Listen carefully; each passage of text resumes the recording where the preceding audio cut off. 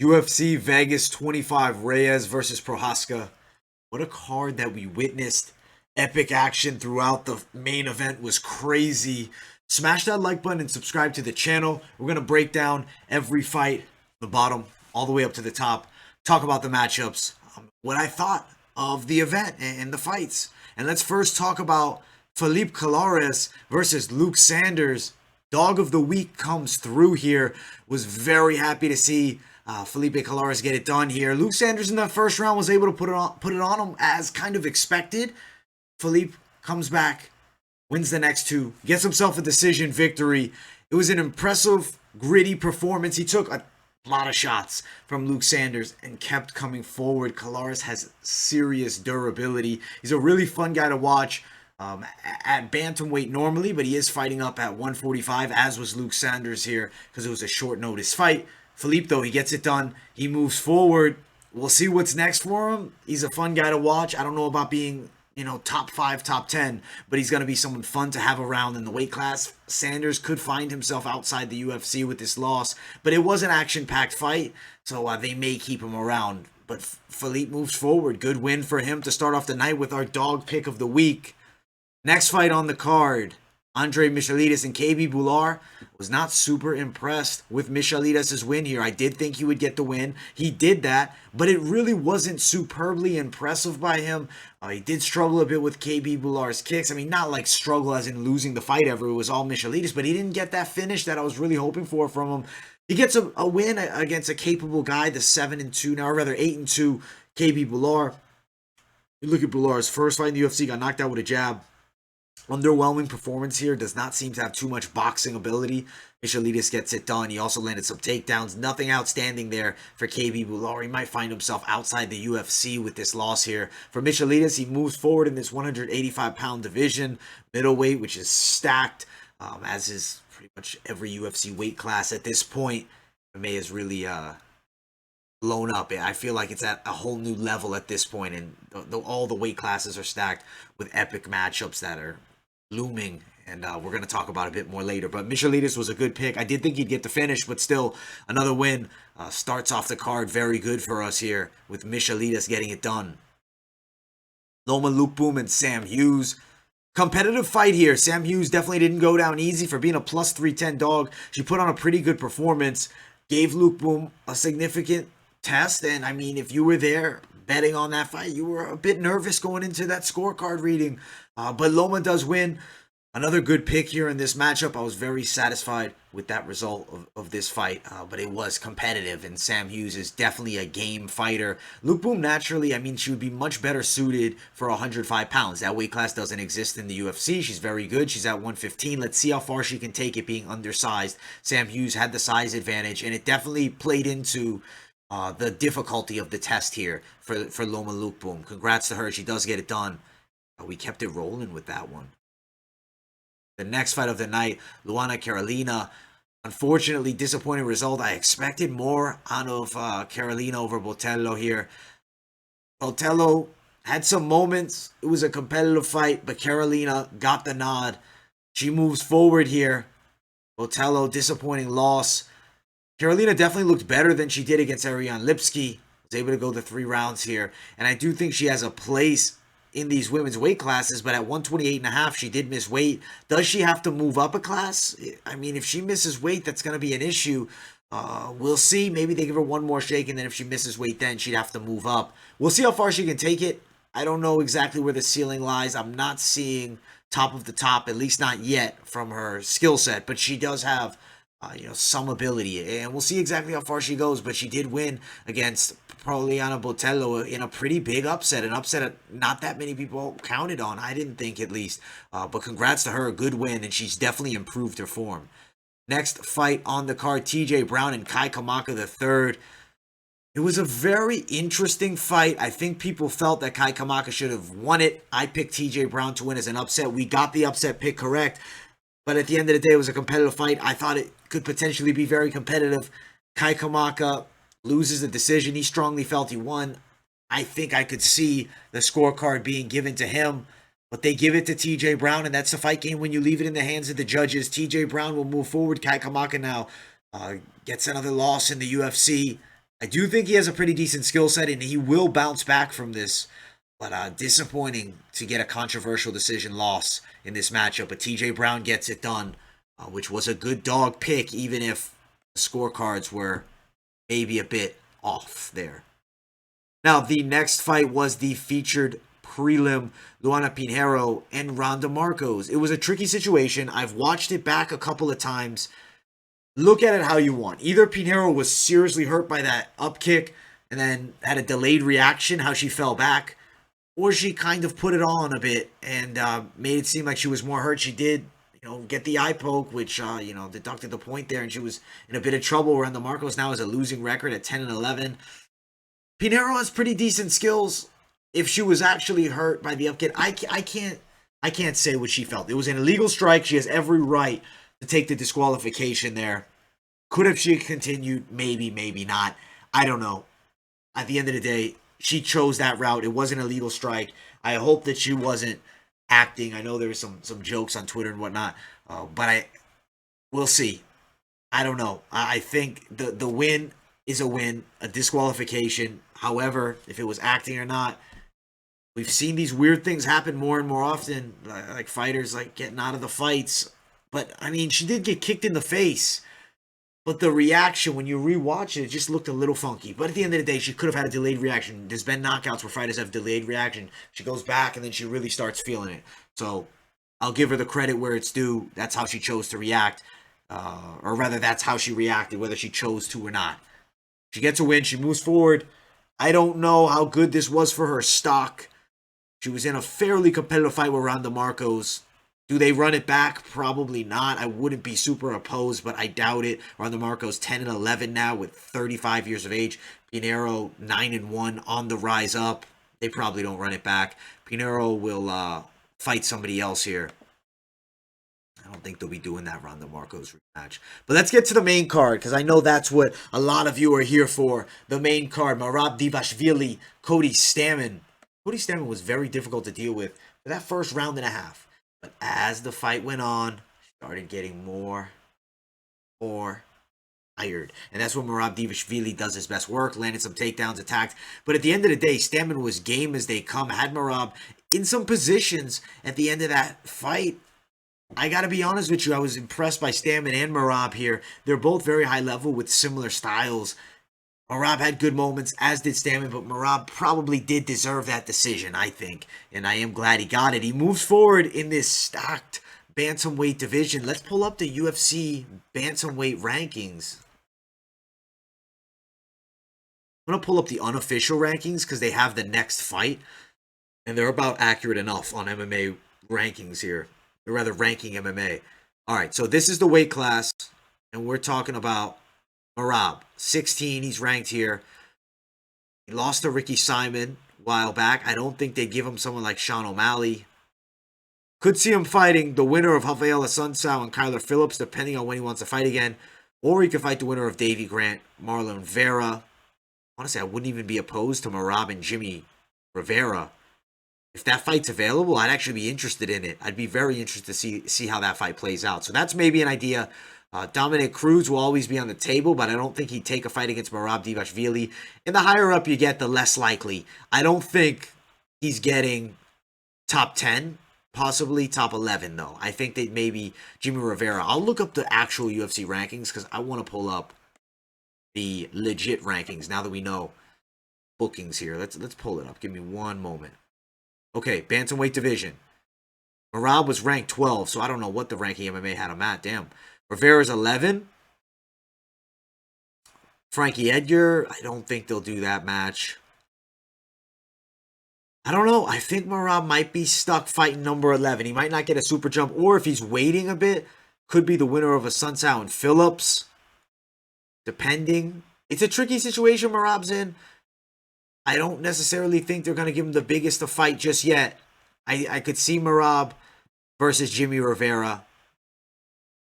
Or I could see him versus Assunção and Kyler Phillips winner. So we'll see what they choose to do with him.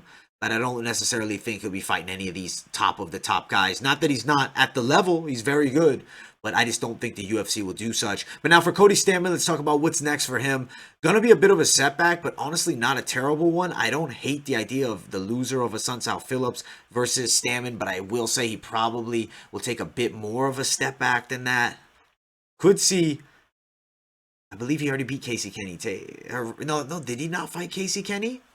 Let me check this, because if he didn't fight Casey Kenny, I actually like that fight a lot. I don't know why I'm thinking he may have, but maybe he did not.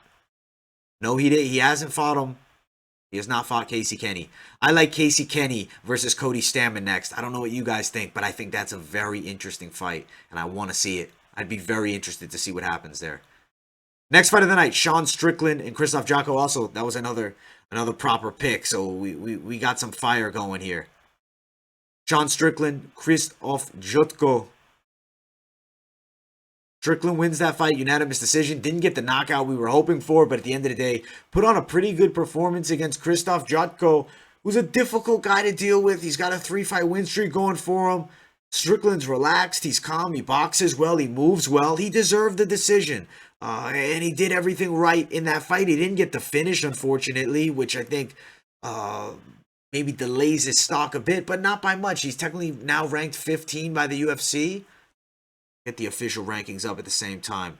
Yeah, he's 15 here. Let's see who's available. I'm not opposed to Holland versus Strickland, but I don't know if they'd want to do that fight. I think they like both guys. Weidman's going to be out of there soon. Sean Strickland here, he's at 19, but say he deserves maybe a bit higher. I don't think he gets the Shabazz. I honestly think the winner of Tavares Omari Akhmedov could be next for him.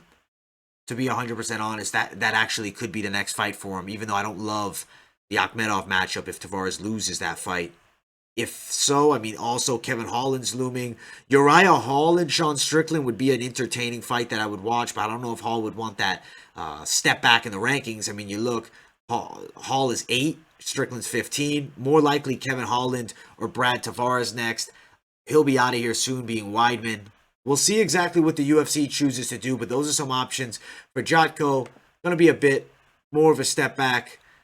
Could see him really, I don't know where we're going to see him. Maybe Ian Heinisch, honestly, and Jotko. I wouldn't be opposed to that, to be 100% honest with you guys. I'd watch that fight.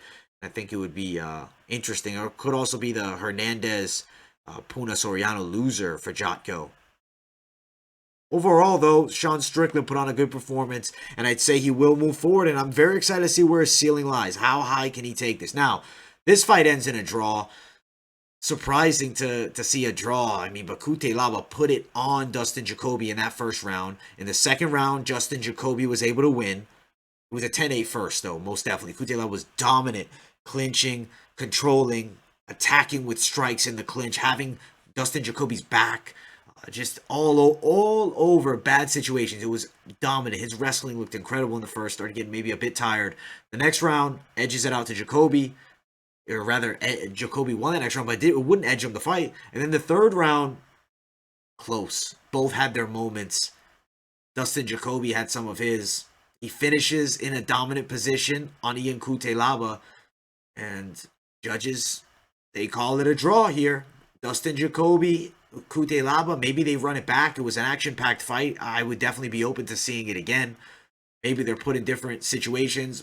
I'm going to be honest, my first pick would be run it back. Let's see if the rankings are any bit relevant here. No, they are not. Nobody here is ranked. Cutelaba is one of the most scary unranked dudes.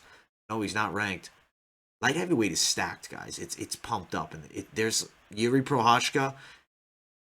We'll talk about it. But let's first talk about this. All right, let's find our boy. Ion Cutelaba. He's around 22 here. Has a draw. Honestly, I don't mind them running it back. I think that's a pretty entertaining fight. I'm not going to go into what I think could be also available after a draw. I think run it back. Who knows exactly what they'll do, but I feel like running it back would be a fair option, unless they have other plans with both guys. But I'd like to see a rematch. That's my personal pick.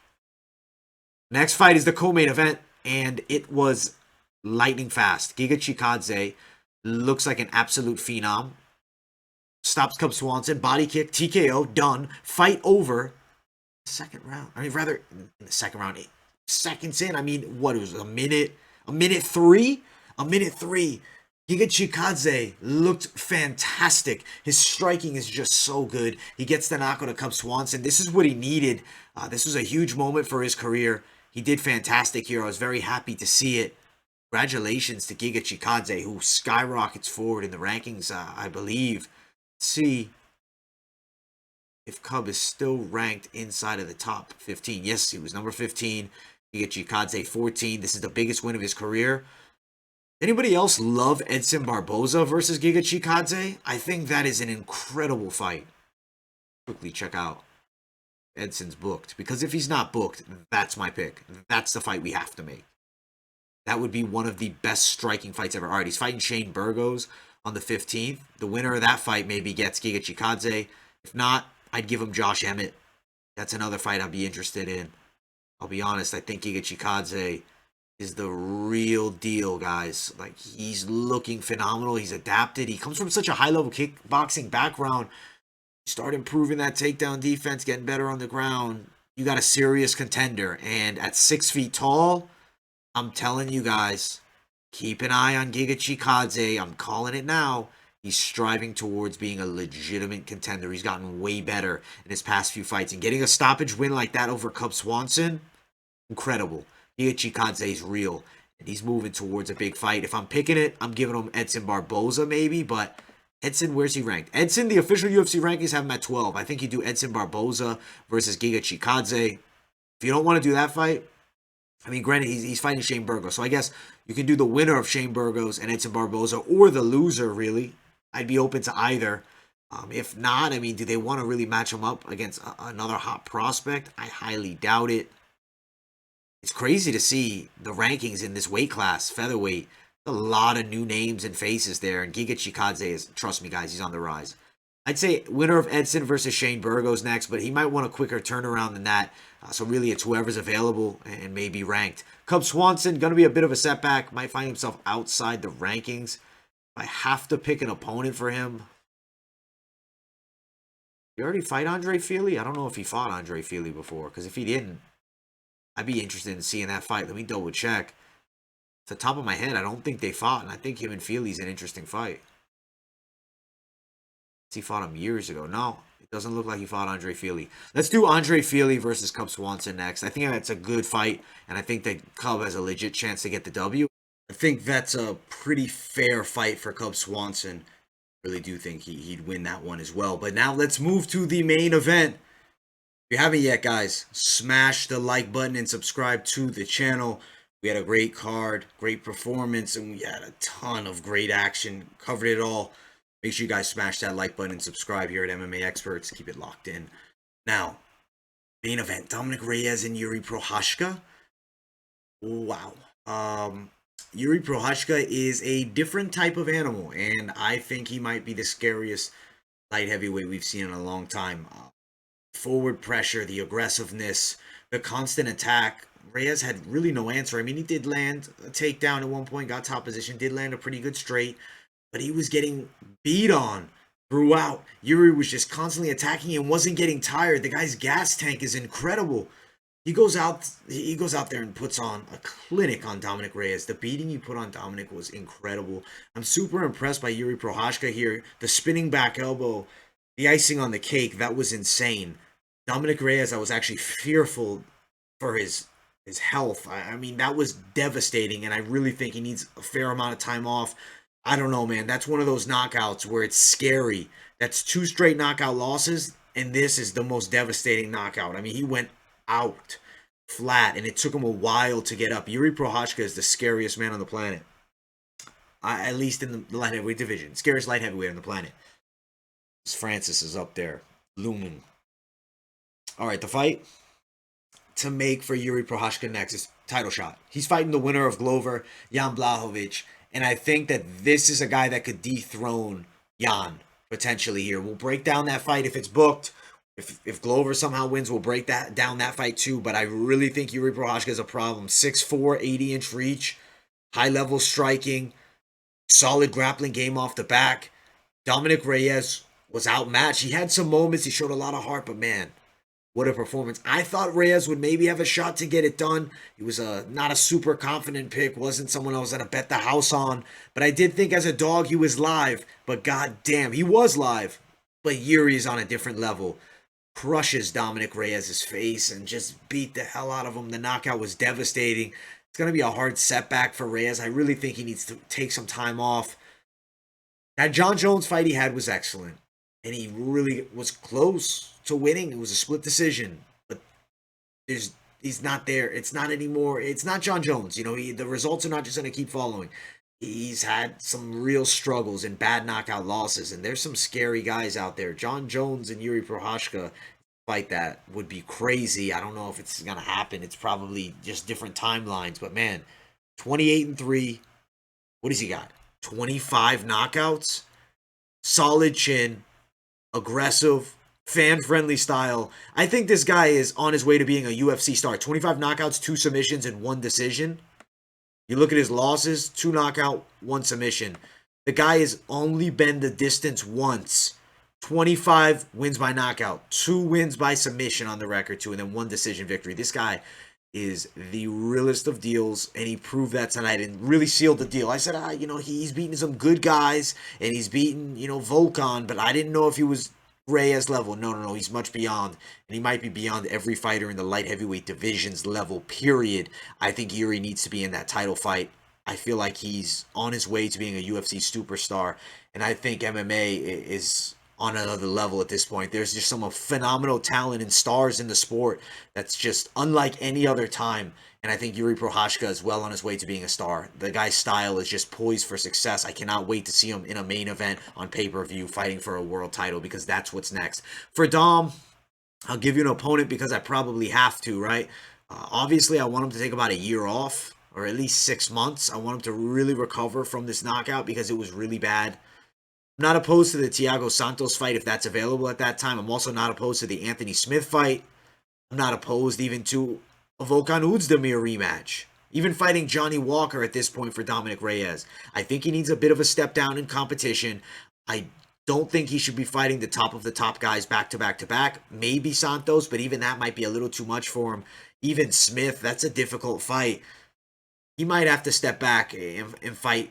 Honestly, I'd say he'd skip that Volkan fight because he almost lost the first one. Maybe you fight Johnny Walker next. Interesting situation for Reyes, but I think time off is the most important thing right now to give himself a full recovery. But overall, what a card. A lot of success here.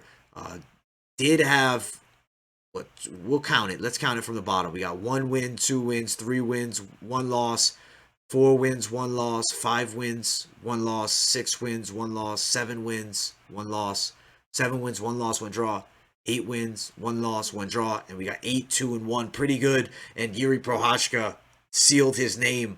He is the realest of deals, and don't fade this man again. I think he's on his way to being a world champion. He looked incredible and proved something serious against Dominick Reyes. Jiri Prochazka, mark my words, on his way to superstardom. Smash the like button, subscribe to the channel. I hope you guys enjoyed this video. Always love talking to you guys. Leave a comment. Also, check out my social media, Instagram, Twitter, and TikTok. And I will see you all in the next video.